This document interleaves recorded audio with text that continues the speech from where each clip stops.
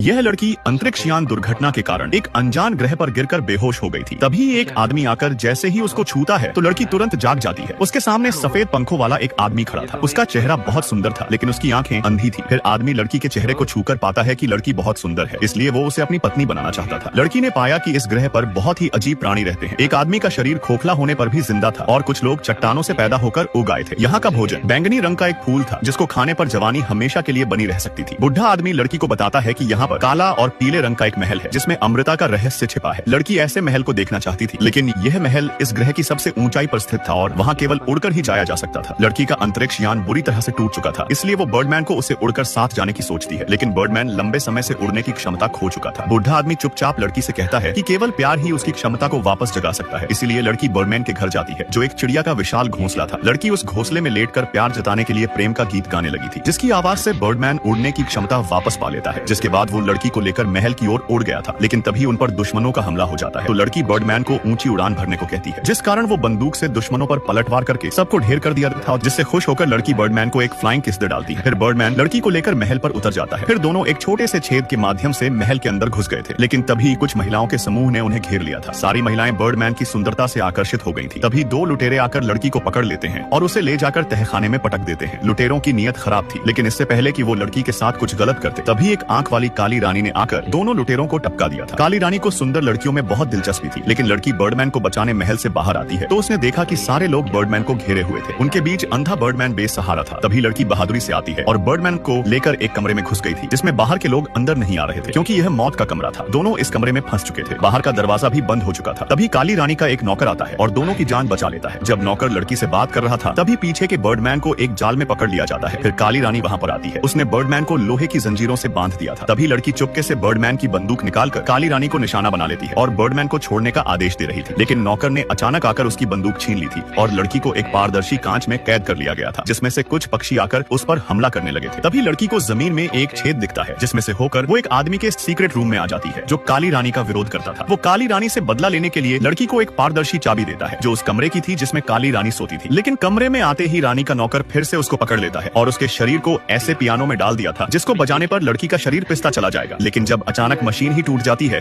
तो वो लड़की को छोड़ देता है, लेकिन यह सब उसकी एक चाल थी। दरअसल वो लड़की से पारदर्शी चाबी लेकर काली रानी के खिलाफ षड्यंत्र रच रहा था, क्योंकि वो उसे मारकर खुद राजा बनना चाहता था। नौकर को खत्म करने के लिए काली रानी को महल को नष्ट करना पड़ जाता है। यंत्र को चालू करते ही लड़की और काली रानी एक बबल में बैठकर महल से बाहर आ गई थी और महल के जलने के साथ साथ नौकर भी जलकर राख हो जाता है। काली रानी और लड़की एक द्वीप पर उतरती है, जहाँ बर्डमैन शांति से सो रहा था। लड़की उसको तुरंत जगाती है और द्वीप के पानी में डूबने से पहले बर्डमैन दोनों लड़कियों को उठाकर उड़ जाता है।